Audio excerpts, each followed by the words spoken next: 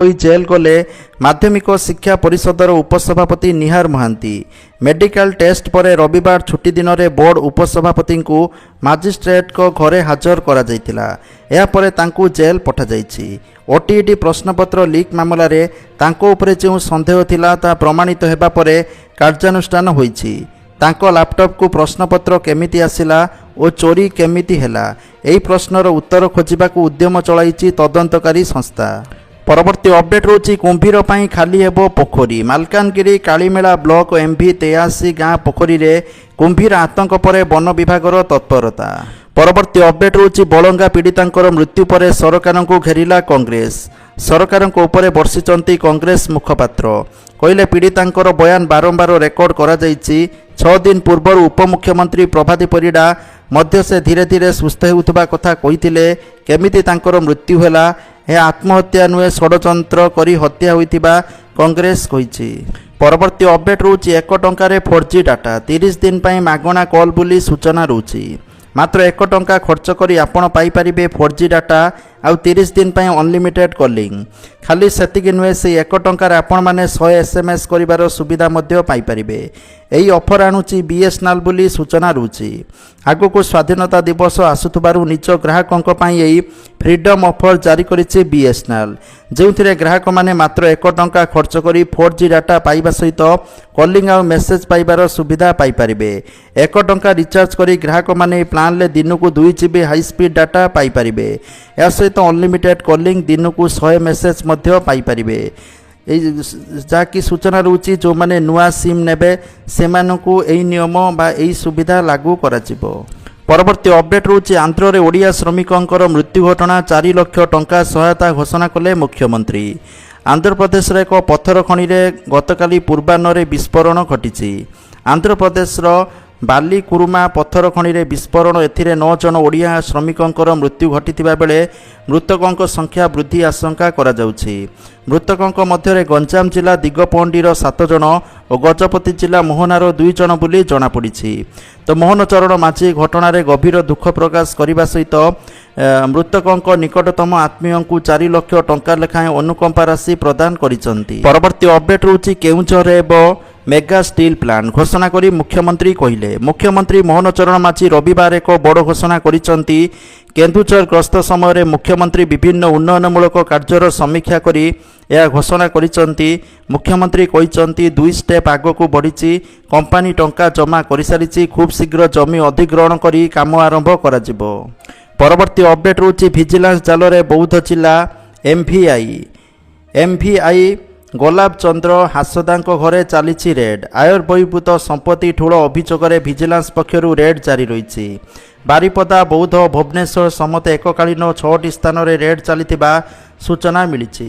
ପରବର୍ତ୍ତୀ ଅପଡେଟ୍ ରହୁଛି land mine ବିସ୍ଫୋରଣରେ ରେଲୱେ କର୍ମଚାରୀଙ୍କର ମୃତ୍ୟୁ ଘଟଣା। 10 ଲକ୍ଷ ସହାୟତା ଘୋଷଣା କଲେ ମୁଖ୍ୟମନ୍ତ୍ରୀ ମୋହନ ମାଝୀ।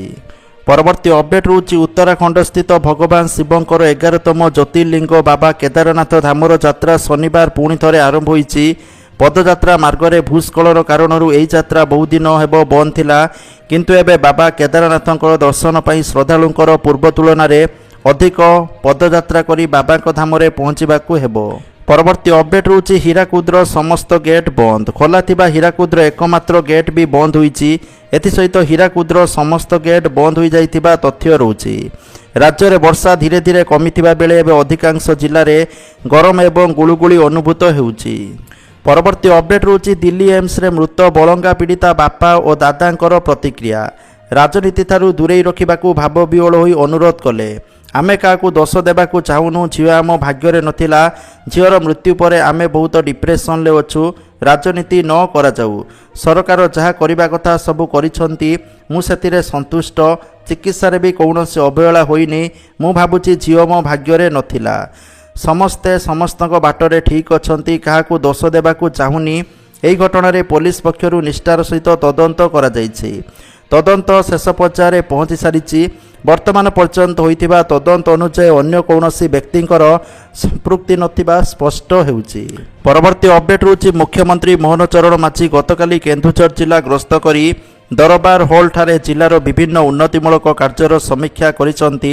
ଏଥିସହିତ ଅତ୍ୟାଧୁନିକ ଆମ୍ବୁଲାନ୍ସ ଓ ନଡ଼ିଆ ସଂଗ୍ରହ ବାହନର ଶୁଭାରମ୍ଭ କରିଛନ୍ତି ମୁଖ୍ୟମନ୍ତ୍ରୀ। ପରବର୍ତ୍ତୀ ଅପଡେଟ୍ ହେଉଛି ଶହୀଦ ସପ୍ତାହରେ ମାଓବାଦୀଙ୍କର ହିଂସାକାଣ୍ଡ। ରବିବାର ମାଓବାଦୀମାନେ ଲ୍ୟାଣ୍ଡ ମାଇନ୍ ବିସ୍ଫୋରଣ କରି ରେଲୱେ ଟ୍ରାକ୍ ଉଡ଼ାଇ ଦେଇଛନ୍ତି। ସୁନ୍ଦରଗଡ଼ ଜିଲ୍ଲା ବଣାଇସ୍ଥିତ ବିମଳାଗଡ଼ ସେକ୍ସନ କରମପଦା ରେଞ୍ଜଡ଼ା ମଝିରେ ବିସ୍ଫୋରଣ ହୋଇଥିବା ସୂଚନା ରହୁଛି। ବିସ୍ଫୋରଣରେ 2ଟି ସ୍ଲିପର ବାହାରି ଯାଇଛି ଓ ଟ୍ରାକ୍ରେ ଖାତ ସୃଷ୍ଟି ହୋଇଥିବା ତଥ୍ୟ ରହୁଛି। ଏଥିରେ ଜଣେ ରେଲୱେ କର୍ମଚାରୀ ଗୁରୁତର ହୋଇଛନ୍ତି, ତାଙ୍କୁ ରାଉରକେଲା ସ୍ଥାନାନ୍ତର କରାଯାଇଛି। ପରବର୍ତ୍ତୀ ଅପଡେଟ୍ ରହୁଛି କେନ୍ଦ୍ର ସଡ଼କ ପରିବହନ ମନ୍ତ୍ରୀ ନୀତିନ ଗଡ଼କରୀଙ୍କ ନାଗପୁର ଘରକୁ ବୋମାମାଡ଼ ଧମକ ମିଳିଛି। ଏହି ଧମକପୂର୍ଣ୍ଣ କଲ୍ ପୋଲିସ କଣ୍ଟ୍ରୋଲ ରୁମ୍କୁ ଆସିଛି। ଏହି କଲ୍ ପରେ ପୋଲିସ ବିଭାଗରେ ହଇଚଇ ସୃଷ୍ଟି ହୋଇଥିବା ବେଳେ କିଛି ସମୟ ମଧ୍ୟରେ ଅଭିଯୁକ୍ତଙ୍କୁ ଗିରଫ କରିଛି ପୋଲିସ। ପରବର୍ତ୍ତୀ ଅପଡେଟ୍ ରହୁଛି 7 ଦିନରେ ଦୁର୍ବୃତ୍ତ ଧରା ନ ପଡ଼ିଲେ ଡିଜିପି ଅଫିସ ଘେରାଉ ହେବ ବୋଲି ଭକ୍ତ ଦାସ କହିଛନ୍ତି।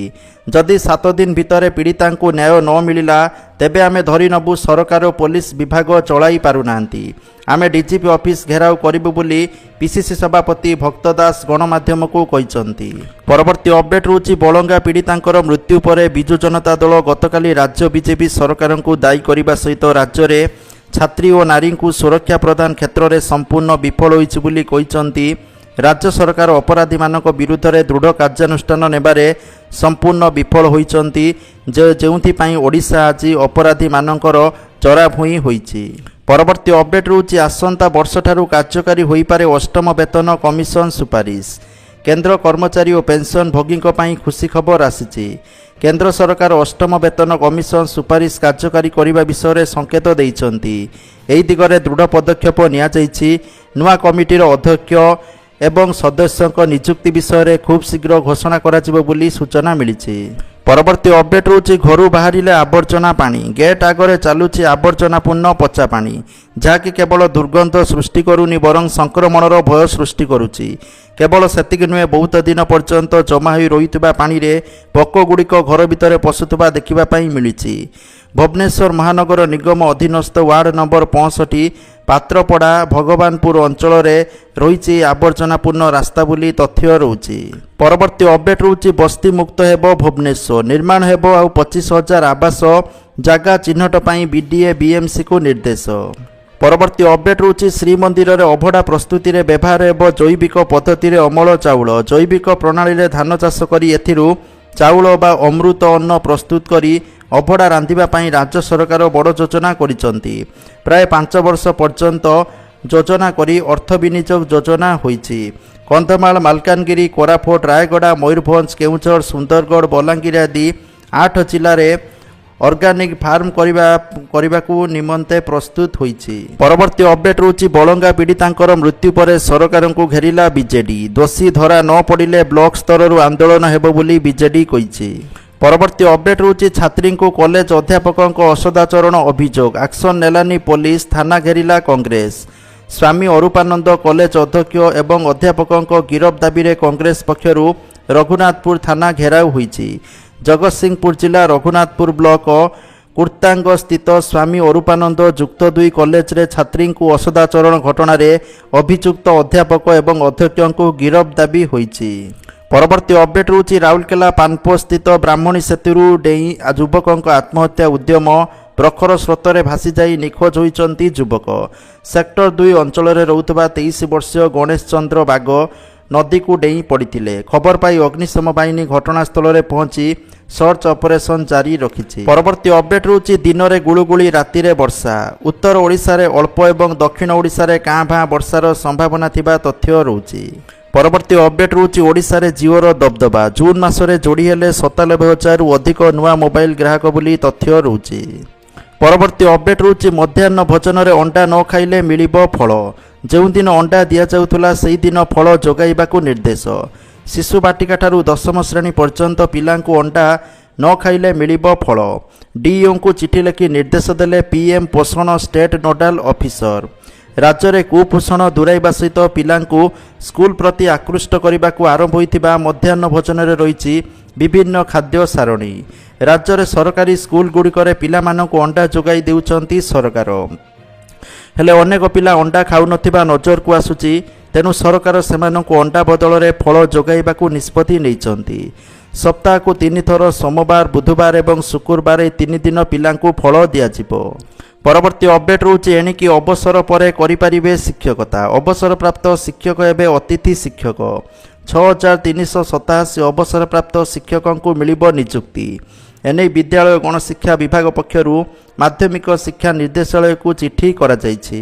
ପରବର୍ତ୍ତୀ ଅପଡେଟ୍ ରହୁଛି ସଡ଼କ ପରିବହନ ଏବଂ ରାଜପଥ ମନ୍ତ୍ରାଳୟ ଭାରତରେ ଦୈନିକ ଯାତ୍ରୀମାନଙ୍କ ପାଇଁ ଏକ ନୂତନ ଫାସ୍ଟ୍ୟାଗ୍ ବାର୍ଷିକ ପାସ୍ ଆରମ୍ଭ କରିଛି, ଯାହା ଅଗଷ୍ଟ 15ରୁ ଆରମ୍ଭ ହେବ। କହି ରଖୁଛୁ ଏ ବାର୍ଷିକ ପାସ୍ ନେବା ଆବଶ୍ୟକ ନୁହେଁ। ପୂର୍ବରୁ ଥିବା ଫାସ୍ଟ୍ୟାଗ୍ ବ୍ୟବସ୍ଥା ପୂର୍ବପରି ଜାରି ରହିବ।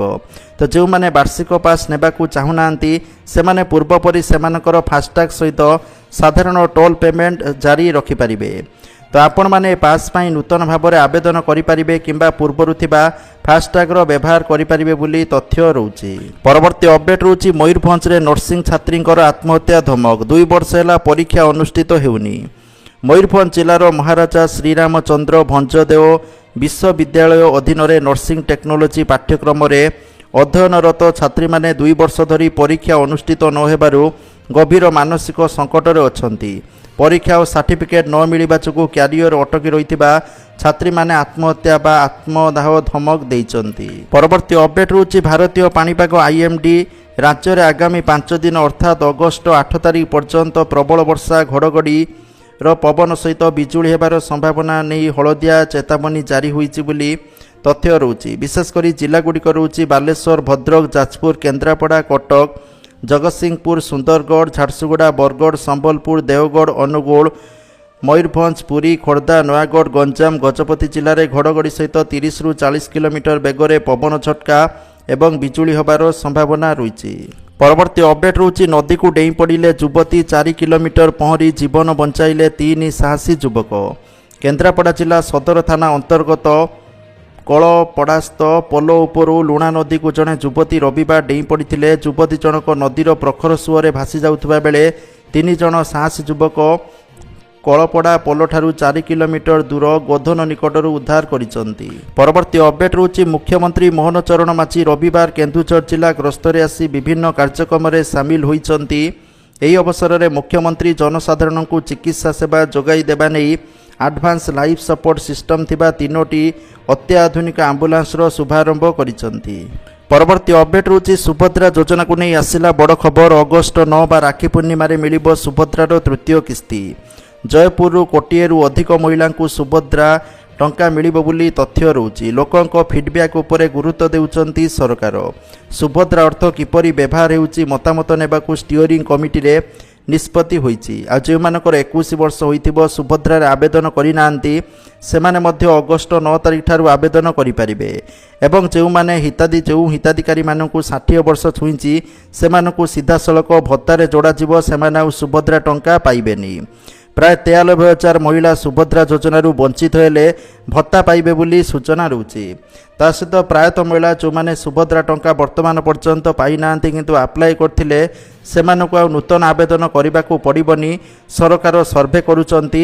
ଯଦି ସେମାନେ ଯୋଗ୍ୟ ବିବେଚିତ ହେବେ ସେମାନଙ୍କୁ ଟଙ୍କା ମିଳିବ, ନହେଲେ ସେମାନଙ୍କର ନାମଟି କଟିଯିବ। ପରବର୍ତ୍ତୀ ଅପଡେଟ୍ ରହୁଛି ସୁନା ଦରକୁ ନେଇକି ଓଡ଼ିଶା ରାଜଧାନୀ ଭୁବନେଶ୍ୱରରେ ଆଜି 22 କ୍ୟାରେଟ୍ ସୁନା ମୂଲ୍ୟ 10 ଗ୍ରାମ ପ୍ରତି 92,900 ଟଙ୍କା ଥିବାବେଳେ 24 କ୍ୟାରେଟ୍ ସୁନା ମୂଲ୍ୟ 10 ଗ୍ରାମ ପ୍ରତି 1,01,350 ଥିବା ରେକର୍ଡ ହୋଇଛି। ପରବର୍ତ୍ତୀ ଅପଡେଟ୍ ରହୁଛି LIC ବୀମା ସଖୀ ଯୋଜନା।